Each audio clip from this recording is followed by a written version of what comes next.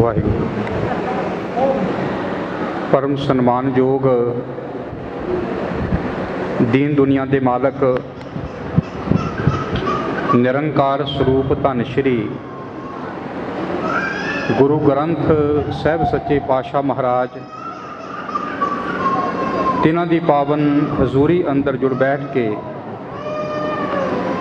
मीरी पीरी दे मालक छेवें पातशाह धन गुरु हरगोबिंद सच्चे पातशाह महाराज जी की बख्शिश रहमत के पात्र बनते हुए समूह गुरु प्यारी साध संगत जी गज के फतेह बुलाइए। वाहिगुरु जी का खालसा वाहिगुरु जी की फतेह। सतगुरु महाराज जी की अपार बख्शिश रहमत हुई है जो आप संगती रूप अंदर गुरु चरणों च हाजिर होके 400 साला गुरुदाता बंदी छोड़ शताब्दी मनाने वास्ते इकत्तर होए हाँ, उहदे वास्ते विचारां करन वास्ते इकत्तर होए हाँ। जदों आपां छेवें पातशाह महाराज जी का इतिहास पढ़ते हाँ, सत्कारयोग बाबा जी ने बड़े विस्तार से दसिया।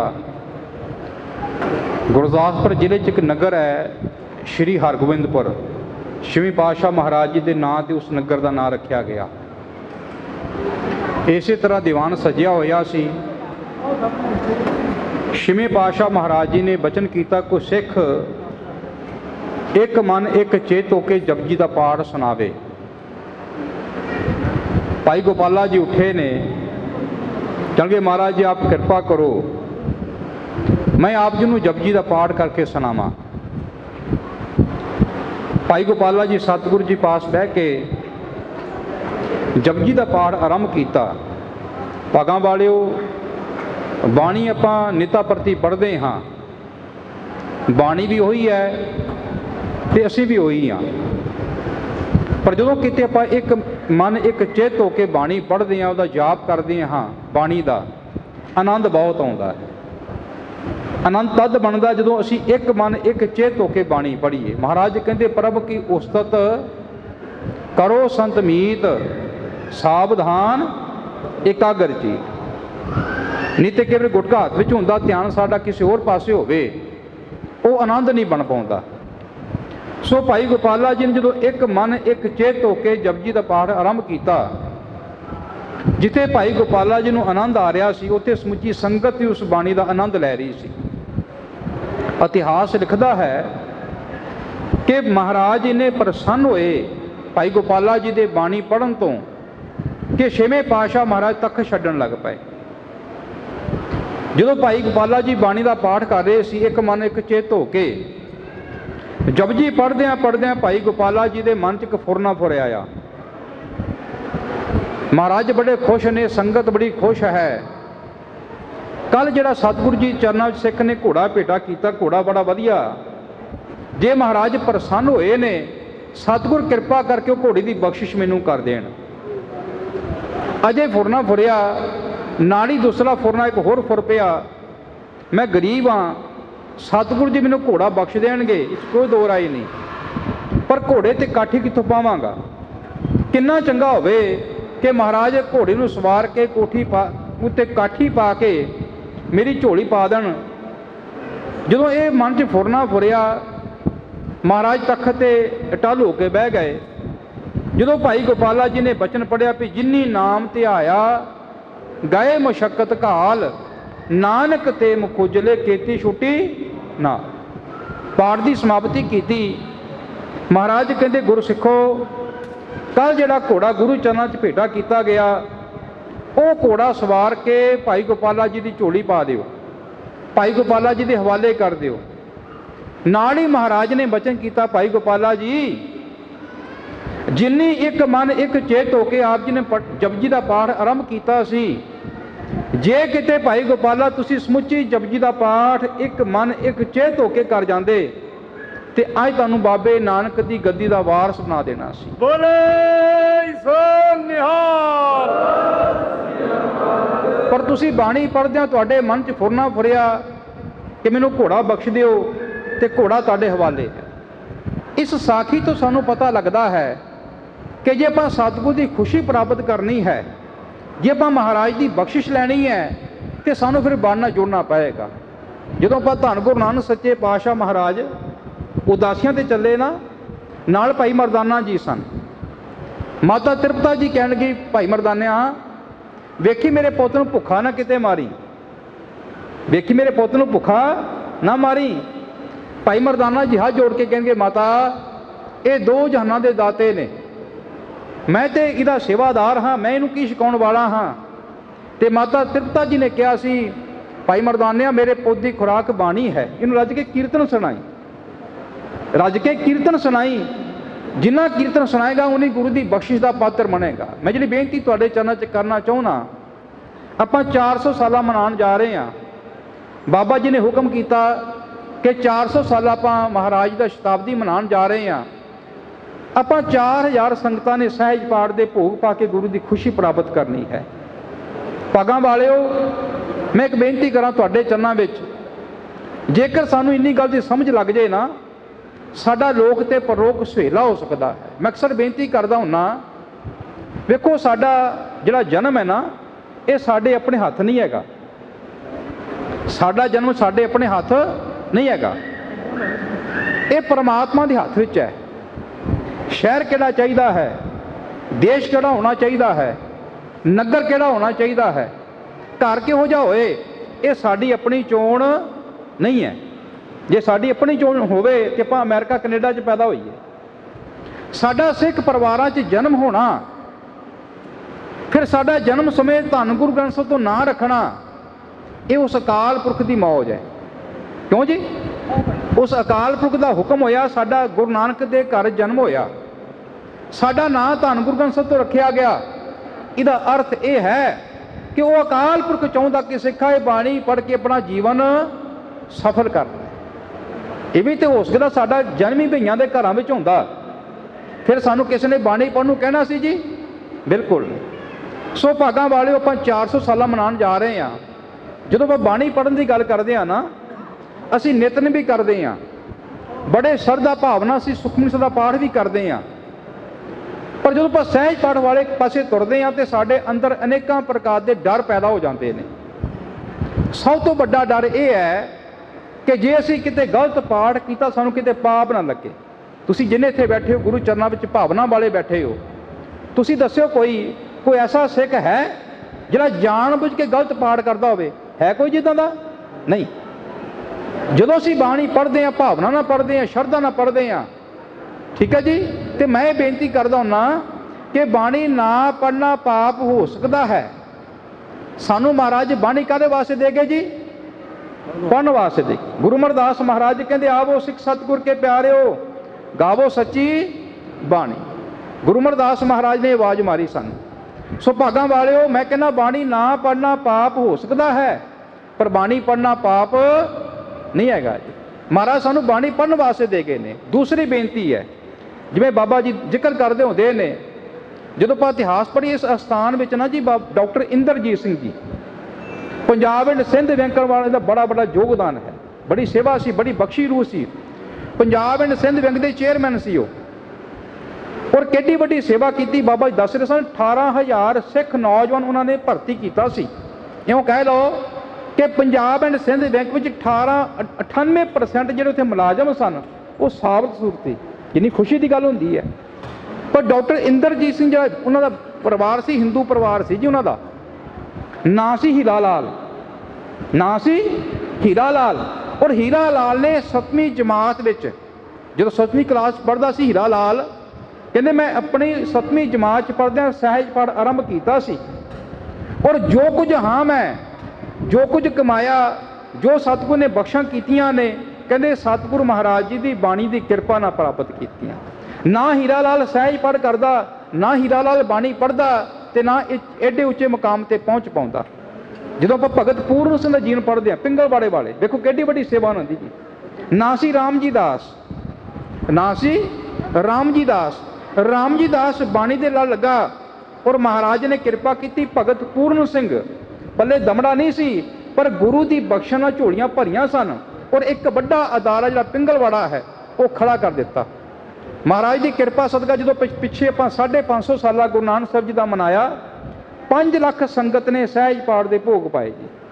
ਸੰਗਤ 'ਚ ਬੜੀ ਭੁੱਖ ਹੈ। पर ਜਿਹੜੇ ਸਾਡੇ ਮਨ 'ਚ ਮੋਟੇ-ਮੋਟੇ ਡਰ ਪੈਦਾ ਕੀਤੇ ਗਏ, ਮੈਂ ਉਹਦੇ ਬਾਬਤ ਬੇਨਤੀ ਕਰਨੀ ਚਾਹੁੰਦਾ ਤੁਹਾਡੇ ਚਰਨਾਂ ਵਿੱਚ। ਭਾਗਾਂ ਵਾਲੇ ਜਦੋਂ ਅਸੀਂ ਬਾਣੀ ਪੜ੍ਹਾਂਗੇ ਨਾ, ਜਦੋਂ ਆਪਾਂ ਸੁਧਾਈ ਦੀ ਗੱਲ ਕਰਦੇ ਹਾਂ ਵੀ ਸਾਡੀ ਸੁਧਾਈ ਕਿਵੇਂ ਹੋਵੇਗੀ, ਅਸੀਂ ਸੰਥਾ ਕਿਵੇਂ ਲਵਾਂਗੇ, ਮੇਰੀ ਬੇਨਤੀ ਤੁਹਾਡੇ ਚਰਨਾਂ 'ਚ, ਜਦੋਂ ਅਸੀਂ ਬਾਣੀ ਪੜ੍ਹਾਂਗੇ ਨਾ ਜੀ, ਉਦੋਂ ਸਾਡੀ ਸੁਧਾਈ ਹੋਣੀ ਸ਼ੁਰੂ ਹੋਵੇਗੀ। ਮੰਨ ਲਓ ਅਸੀਂ ਬਾਣੀ ਪੜ੍ਹਨੀ ਸ਼ੁਰੂ ਕੀਤੀ, ਬਾਣੀ ਪੜ੍ਹਦੇ ਅਸੀਂ ਪਹੁੰਚ ਕੇ 52 ਅੱਖਰੀ ਤੇ ਪਹੁੰਚ ਗਏ।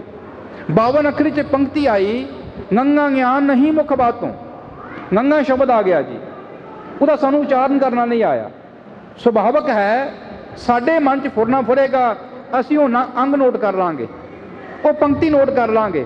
ਫਿਰ ਕਿਸੇ ਸਿਆਣੇ ਪੁਰਖ ਨੂੰ ਪੁੱਛਾਂਗੇ, ਭਾਈ ਮੈਂ ਸਹਿਜ ਪੜ੍ਹ ਕਰ ਰਿਹਾ ਸੀ, ਇਸ ਅੰਗ ਉੱਤੇ ਆਹ ਸ਼ਬਦ ਆਇਆ, ਇਹਦਾ ਉਚਾਰਨ ਕਿਵੇਂ ਕਰਨਾ, ਸਾਡੀ ਸੁਧਾਈ ਹੋਏਗੀ। ਪਰ ਇਹ ਸਵਾਲ ਕਦੋਂ ਪੈਦਾ ਹੋਏਗਾ, ਜਦੋਂ ਅਸੀਂ ਖੁਦ ਬਾਣੀ ਪੜ੍ਹਨ ਦੀ ਕੋਸ਼ਿਸ਼ ਕਰਾਂਗੇ। ਹੁਣ ਬੇਨਤੀ ਮੈਂ ਤੁਹਾਡੇ ਚਰਨਾਂ 'ਚ ਕਰਾਂ, ਸਹਿਜ ਪਾਠ ਕੌਣ ਕਰ ਸਕਦਾ ਹੈ? ਜਿਹੜਾ ਮਾਈ ਭਾਈ ਜਪਜੀ ਸਾਹਿਬ ਜੀ ਦਾ, ਰਹਿਰਾਸ ਸਾਹਿਬ ਜੀ ਦਾ, ਸੁਖਮਨੀ ਸਾਹਿਬ ਦਾ ਪਾਠ ਕਰ ਸਕਦਾ ਹੈ, ਉਹ ਮਾਈ ਭਾਈ ਸਹਿਜ ਪਾਠ ਬੜਾ ਆਨੰਦ ਲੈ ਕੇ ਕਰ ਸਕਦਾ ਹੈ।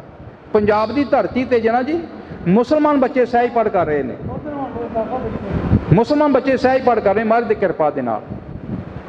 ਜਿਹੜਾ ਮਾਈ ਭਾਈ ਜਪਜੀ ਸਾਹਿਬ ਜੀ ਦਾ, ਰਹਿਰਾਸ ਸਾਹਿਬ ਜੀ ਦਾ, ਸੁਖਮਨੀ ਸਾਹਿਬ ਦਾ ਪਾਠ ਕਰ ਸਕਦਾ ਹੈ, ਉਹ ਮਾਈ ਭਾਈ ਬੜਾ ਆਨੰਦ ਲੈ ਕੇ ਸਹਿਜ ਪਾਠ ਕਰ ਸਕਦਾ ਹੈ। ਸਹਿਜ ਪਾਠ ਕਰਨ ਦਾ ਸਮਾਂ ਕੀ ਹੈ? ਤੁਸੀਂ ਸਵੇਰੇ ਕਰੋ, ਦੁਪਹਿਰੇ ਕਰੋ, ਸ਼ਾਮ ਕਰੋ, ਜਦੋਂ ਸਮਾਂ ਲੱਗੇ ਤੁਸੀਂ ਬਾਣੀ ਪੜ੍ਹ ਸਕਦੇ ਹੋ। ਕਿਸੇ ਕਾਰਨ ਕਰਕੇ ਨਾਗਾ ਪੈ ਜਾਏ, ਡਰਨ ਦੀ ਲੋੜ ਨਹੀਂ, ਕੋਈ ਸਮਾਂ ਬੰਦ ਨਹੀਂ ਵੀ ਤੁਸੀਂ ਇੰਨੇ ਸਮੇਂ 'ਚ ਭੋਗ ਪਾਉਣਾ ਜੀ।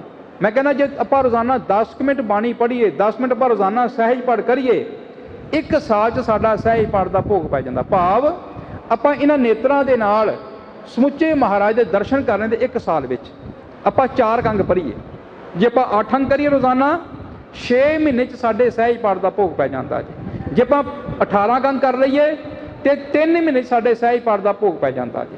ਕਈ ਵਾਰ ਕੋਈ ਪਰਿਵਾਰ ਦਾ ਜੀ ਬਾਣੀ ਪੜ੍ਹਨਾ ਚਾਹੁੰਦਾ ਹੈ, ਪਰ ਘਰ 'ਚ ਕੋਈ ਨਸ਼ਾ ਆਦਿ ਕਰਦਾ ਜੀ, ਕੋਈ ਸ਼ਰਾਬ ਪੀਂਦਾ ਹੈ, ਤੇ ਸਾਡੇ ਮਨ ਦਾ ਸ਼ੰਕਾ ਵੀ ਮੈਂ ਜੇ ਪੋਥੀ ਘਰ ਲੈ ਕੇ ਗਿਆ, ਮੇਰੇ ਸਿਰ 'ਤੇ ਕਿਤੇ ਭਾਰ ਨਾ ਚੜੇ। ਮੈਂ ਬੇਨਤੀ ਕਰਾਂ, ਐਸਾ ਕੋਈ ਸਿੱਖ ਨਹੀਂ ਜਿਹਦੇ ਘਰੇ ਨੇਤਨ ਦਾ ਗੁਟਕਾ ਨਹੀਂ ਹੈਗਾ। ਹੈ ਕੋਈ ਐਸਾ ਸਿੱਖ ਜੀ? ਨਹੀਂ। ਹਰ ਸਿੱਖ ਆਪਣੇ ਘਰੇ ਘੱਟੋ ਘੱਟ ਨੇਤਨ ਦਾ ਗੁਟਕਾ, ਸੁਖਮਨੀ ਸਾਹਿਬ ਦਾ ਗੁਟਕਾ ਰੱਖਦਾ। ਫਿਰ ਅਸੀਂ ਬੇਨਤੀ ਕਰਦੇ ਵੀ ਉਹਦੇ ਕੋਲੋਂ ਨੇਤਨ ਦਾ ਗੁਟਕਾ ਵੀ ਕੱਢ ਲਈਏ ਆਪਾਂ, ਕਿ ਫਿਰ ਪਰਿਵਾਰ ਨਸ਼ਾ ਕਰੋਂ ਹਟ ਜਾਏਗਾ? ਨਹੀਂ। ਸਾਡੇ ਕੋਲ ਇੱਕ ਨਹੀਂ ਜੀ, ਹਜ਼ਾਰਾਂ ਉਦਾਹਰਨਾਂ ਨੇ ਇਹੋ ਜਿਹੀਆਂ ਜਿਨ੍ਹਾਂ ਦੇ ਘਰਾਂ 'ਚ ਅੱਤ ਦਾ ਨਸ਼ਾ ਸੀ, ਪਰ ਜਦੋਂ ਮਹਾਰਾਜ ਦਾ ਪਹਿਰਾ ਲੱਗਾ ਬਾਣੀ ਦਾ, ਘਰੇ ਸਹਿਜ ਪਾਠ ਆਰੰਭ ਕੀਤਾ, ਘਰ 'ਚੋਂ ਨਸ਼ਾ ਚਲਾ ਗਿਆ। ਮੈਂ ਇੱਕ ਬੇਨਤੀ ਕਰਕੇ ਸਮਾਪਤੀ ਕਰਾਂਗਾ। ਤੁਸੀਂ ਨਾ ਜੀ ਕਦੇ ਮਹਿਤੇ ਤੋਂ ਜਦੋਂ ਅੰਮ੍ਰਿਤਸਰ ਜਾਈਏ ਆਪਾਂ, ਉੱਥੇ ਬੇਰ ਸਾਹਿਬ ਸਕੂਲ ਹੈ ਇੱਕ, ਬੇਰ ਸਾਹਿਬ, ਉੱਥੇ ਅਸੀਂ ਕੁਝ ਸਮਾਂ ਪਹਿਲਾਂ ਬੇਨਤੀ ਕੀਤੀ, ਮੈਨੂੰ ਉੱਥੋਂ ਫੋਨ ਆਇਆ ਜੀ ਇੱਕ, ਕਹਿੰਦੇ ਭਾਈ ਸਾਹਿਬ ਤੁਹਾਡਾ ਧੰਨਵਾਦ, ਤੁਸੀਂ ਸਾਨੂੰ ਆਤਮ ਹੱਤਿਆ ਕਰਨ ਤੋਂ ਬਚਾ ਲਿਆ। ਹੁਣ ਫੋਨ ਐਸਾ ਸੀ, ਮੈਂ ਕਿਹਾ ਤੁਸੀਂ ਫੋਨ ਕਿੱਥੇ ਲਾਇਆ? ਕਹਿੰਦੇ ਤੁਸੀਂ ਦਿਲਬਾਗ ਸਿੰਘ ਜਲੰਧਰ ਤੋਂ ਬੋਲਦੇ ਪਏ? ਹਾਂਜੀ। ਕਹਿੰਦਾ ਭਾਜੀ ਤੁਸੀਂ ਸਾਡੇ ਇਲਾਕੇ 'ਚ ਫਲਾਣੇ ਸਕੂਲ 'ਚ ਲੈਕਚਰ ਕਰਨ ਵਾਸਤੇ ਆਏ ਸੀ, ਬੱਚਿਆਂ ਨਾਲ ਗੱਲਬਾਤ ਕੀਤੀ ਸੀ, ਮੇਰੀਆਂ 2 ਧੀਆਂ ਤੇ 1 ਲੜਕਾ ਮੇਰਾ, ਮੇਰੀ ਬੱਚੀ 7ਵੀਂ ਜਮਾਤ 'ਚ ਉਸ ਸਕੂਲ 'ਚ ਪੜ੍ਹਦੀ ਹੈ ਤੇ ਪੋਥੀ ਲੈ ਕੇ ਆਈ ਸੀ। ਮੈਂ ਕਿਹਾ ਦੱਸੋ? ਕਹਿੰਦਾ ਭਾਜੀ ਮੈਂ ਰੱਜ ਕੇ ਸ਼ਰਾਬ ਪੀਂਦਾ ਸੀ, ਮੇਰੇ ਸਿਰ ਤੇ ਕਰਜ਼ਾ ਵੀ ਸੀ, ਕਲੇਸ਼ ਘਰ 'ਚ ਰਹਿੰਦਾ ਸੀ, ਨਸ਼ੇ ਕਰਕੇ, ਕਰਜ਼ੇ ਕਰਕੇ ਮੈਂ ਸੋਚਣਾ ਸ਼ੁਰੂ ਕਰ ਦਿੱਤਾ ਸੀ ਕਿ ਇਕੱਲਾ ਮਰਾਂ ਕਿ ਪਰਿਵਾਰ ਨਾਲ ਲੈ ਕੇ ਮਰਾਂ। ਮੇਰੇ ਅੰਦਰ ਵਿਚਾਰ ਚੱਲਣੇ ਸ਼ੁਰੂ ਹੋ ਗਏ ਸੀ ਕਿ ਇਕੱਲਾ ਮਰਾਂ ਕਿ ਪਰਿਵਾਰ ਨਾਲ ਲੈ ਕੇ ਮਰਾਂ। ਕਹਿੰਦਾ ਮੇਰੇ ਰਿਸ਼ਤੇਦਾਰ ਮੈਨੂੰ ਸਮਝਾ ਕੇ ਥੱਕ ਗਏ, ਪਰ ਮੇਰੀ ਸਿਹਤ 'ਤੇ ਅਸਰ ਕੋਈ ਨਾ ਹੋਇਆ। ਕਹਿੰਦਾ ਮੇਰੀ ਬੱਚੀ ਪੋਥੀ ਲੈ ਕੇ ਆਈ ਬਾਣੀ ਦੀ, ਤੇ ਮੈਨੂੰ ਕਹਿੰਦੀ ਪਾਪਾ ਮੈਂ ਸਹਿਜ ਪਾਠ ਸ਼ੁਰੂ ਕੀਤਾ, ਪਾਪਾ ਮੈਂ ਜਿੰਨਾ ਚਿਰ ਸਮਾਂ ਮੈਂ ਸਹਿਜ ਪਾਠ ਕਰਾਂ ਤੁਸੀਂ ਘਰੇ ਸ਼ਰਾਬ ਨਾ ਪੀਓ ਜੀ। ਕਹਿੰਦਾ ਮੇਰੀ ਬੱਚੀ ਨੇ ਗੱਲ ਕਹੀ, ਮੇਰੇ ਮਨ ਨੂੰ ਲੱਗੀ। ਮੈਂ ਕਿਹਾ ਠੀਕ ਹੈ ਪੁੱਤਰ, ਮੈਂ ਬਾਹਰੋਂ ਪੀ ਕੇ ਆ ਜਾ ਕਰਾਂਗਾ, ਪਰ ਘਰੇ ਸ਼ਰਾਬ ਨਹੀਂ ਪੀਂਦਾ ਮੈਂ। ਅਸੀਂ ਕਹਿੰਦੇ ਜਦੋਂ ਭਾਗਾਂ ਵਾਲੇ ਤੁਸੀਂ ਜਦੋਂ ਬਾਣੀ ਪੜ੍ਹਨੀ ਘਰਾਂ ਵਿੱਚ, ਬਾਣੀ ਹਮੇਸ਼ਾ ਬੋਲ ਬੋਲ ਕੇ ਪੜ੍ਹਿਆ ਕਰੋ। ਇਹ ਬੜੀ ਬਖਸ਼ਿਸ਼ ਹੈ ਮਹਾਰਾਜ ਦੀ ਬਾਣੀ 'ਚ। ਜਦੋਂ ਬਾਣੀ ਦੀ ਆਵਾਜ਼ ਸਾਡੇ ਘਰਾਂ 'ਚ ਗੂੰਜੇਗੀ ਨਾ, ਤੇ ਸਾਡੇ ਘਰਾਂ 'ਚ ਸੁੱਖ ਆਏਗਾ। ਮਹਾਰਾਜ ਕਹਿੰਦੇ ਦੁੱਖ ਰੋਗ ਸੰਤਾਪ ਉਤਰੇ, ਸੁਣੀ ਸੱਚੀ ਬਾਣੀ। ਕਹਿੰਦਾ ਹੋਇਆ ਕਿ ਮੇਰੀ ਧੀ ਨੇ ਸ਼ਾਮ ਨੂੰ ਪੋਥੀ ਪ੍ਰਕਾਸ਼ ਕਰਕੇ ਬਾਣੀ ਪੜ੍ਹਨੀ, ਬੋਲ ਬੋਲ ਕੇ ਬਾਣੀ ਪੜ੍ਹਨੀ, ਤੇ ਮੈਂ ਬਾਹਰੋਂ ਸ਼ਰਾਬ ਪੀ ਕੇ ਆ ਜਾਣਾ। ਸ਼ਰਾਬ ਪੀਤੀ ਹੋਣੀ, मेरी धी राणी ने बाणी पढ़नी, मेरे जो कन्ना च बोल पैने तो मन में चपेड़ा पैनियां। 10 कुछ दिन में चलता रहा। मैं कहा धीए मेरा दिल नहीं करता शराब पीआं, धीए तू बाणी पढ़ी मैं तेरे को बह के सुनिया करांगा। तो पुत्र बाणी पढ़ी मैं तेरे को बह के सुनिया करांगा। कहने मेरी धी राणी ने शाम को बाणी पढ़नी, मैं कोल बह के सुनना शुरू किया। 7 महीने लाए मेरे बच्ची ने सहज पाठ का भोग पाउण दिया। 7 महीने। कहते तुसीं सच जाने हो मेरा नशा किधर गया, मेरा कर्जा किधर गया। कहता मैनू नहीं पता, बल्कि महाराज ने ऐसी कला वरती हुण समुचा परिवार अमृतधारी गुरु के लड़ लग गए जी। आप हुण तुसीं दसो जे आप उस परिवार अंदर महाराज की पोथी ना जाती घर तबाह ना सी जी। ये गुरु समर्थ है, जिथे जाए बह मेरा सतगुरु सो थान सुहावा राम राज। जे किसी घर च कोई नशा करता डरन की लोड़ नहीं, पोथी आप लैके जाइए, सत्कार सत वखरे कमरे च रखिए, ठीक है जी। दूसरी बेनती खास जी बेनती करके समाप्ति है, अपने अपने घर च आप बाणी पढ़ीए। आप जिन्ने परिवार के जी ने वो सारे अपना अपना सहज पाठ करिए। पोथियां बिल्कुल भेटा रहत ने, ये सारी सेवा एक परिवार करता जी। सारी सेवा वो मन की इको मनशा कि हर घर च बाबे नानक की पोथी पहुँचे, हर घर च। महाराज कहते भाई गुरदास लिखते ने कि घर घर अंदर धर्मशाला। आप 400 साल मना जा रहे हैं, कोई ऐसा घर ना बचे जिथे साडा घर धर्मशाला ना बने। जो साडा घर धर्मशाला बन गया जी, तो महाराज कहते ने साडे घरां चों दुख रोग कलेश जड़े ने वो सारे मुक्त होणगे। सो 4 अक्तूबर को आप सहज पाठ के भोग पाने ने।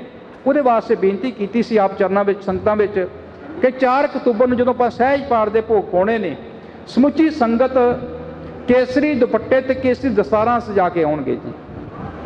केसरी दुपट्टे ते केसरी दस्तारां सजा के आप इत्थे हाज़री भरनी है। दूसरी बेनती है, जो महाराज किले च भाग ला रहे सन, इस किले नूं बाबा बुढ़ा जी पंजाब तो शब्द चौंकी लैके आउंदे सी। सो बेनती की गई कि जो आप 4 अक्तूबर उत्थे हाज़री भरनी गुरु चरणों में, उदों आपने अपने अपने घरों चो शब्द चौंकी, पिंडा चो शब्द चौंकी आप ट्रैले च बह जाइए, ढोलकी चिमटे लैके स्पीकर ला के शब्द पढ़ते आइए। बाबा बुढ़ा जी की महान कुर्बानी को याद करिए उस दिन वास्ते, ठीक है जी। सो पोथियां बिल्कुल भेटा रहत ने, हिंदी पंजाबी ये सारा कुछ नारेला भी प्रकाश करने वास्ते जो स्टैंड होंदा पोथी सब रखने वास्ते वो भी बिल्कुल भेटा रह दिता जाएगा। सो बेनती तुसी कृपा करके अपने अपने पिंडा च हुक्का दईए। आप 4000 की गिनती बहुत वड्डी गिनती है, पर छोटी पै जी जो आप संगतां दा उत्साह देखते हैं। सो आओ अपने घरों आप धर्मशाला बना के सतगुर की खुशी प्राप्त करिए। 10 बजे आप इत्थे ही अज अरदास हो जानी है रमता की, इत्थे अरदास हो जानी है रमता की। सो आनंद साहब 6 पौड़ियों का पाठ करके आप हुक्मनामा लैके 5 पौड़ियों का जाप आप इत्थे संगति रूप करांगे। फिर आप जी ने सैंचियां तो घरे जाके जो पाठ है वह करना शुरू कर देना। जिस भी माई भाई ने पोथी सब लैनी होवे उन्होंने अपना ID प्रूफ जोड़ा वो देना बड़ा जरूरी है। इन्ने को बेनतियां प्रवान करनिया, को वध घट शब्द कह गया होवां, क्यों बख्शिश करनी। दिओ सीस फतेह दी सांझ, वाहिगुरू जी का खालसा वाहिगुरू जी की फतेह। हाँ बेनती है भोग वाले दिन जो इत्थे समाप्ति करनी है, उदों किसी संगत ने महाराज कृपा करे पोथी सब लैके नहीं आनी जी। आप गुटके छपाए हुए ने श्लोक मले 9वें दे, इकट्ठे बह के जो बाणी पढ़ांगे बहुत आनंद बनेगा जी। वाहिगुरू जी का खालसा वाहिगुरू जी की फतेह। वाहिगुरू जी का खालसा वाहिगुरू जी की फतेह। सो सत्कारयोग बाबा जी वालों भाई साहब जी को सन्मानित किया जा रहा है। दिलबाग सिंह भाई दिलबाग सिंह जी बोले सो निहाल। सो सारी ही संगत का बहुत बहुत धन्यवाद।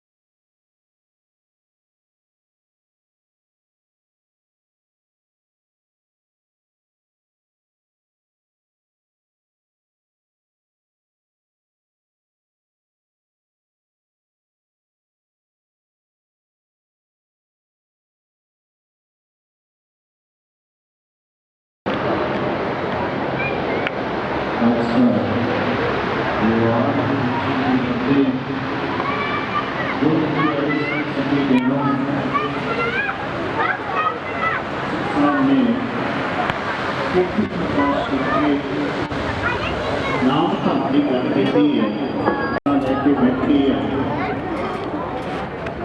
10 ਮਿੰਟ ਦੇ ਸ਼ਬਦ ਦੇ ਵਿੱਚ ਗੁਰਮੁਖੋ ਆਪਾਂ ਅਰਦਾਸ ਕਰਨੀ ਹੈ ਧੰਨ ਗੁਰੂ ਹਰਗੋਬਿੰਦ ਸਿੰਘ ਸੱਚੇ ਪਾਤਸ਼ਾਹ ਜੀ ਦੀ ਸਤਿਗੁਰੂ ਸੱਚੇ ਪਾਤਸ਼ਾਹ ਸਤਿਗੁਰ ਸਿੱਖ ਕੋ ਨਾਮ ਧੰਨ ਦੇ ਗੁਰ ਕਾ ਸਿੱਖ ਵਡ ਭਾਗੇ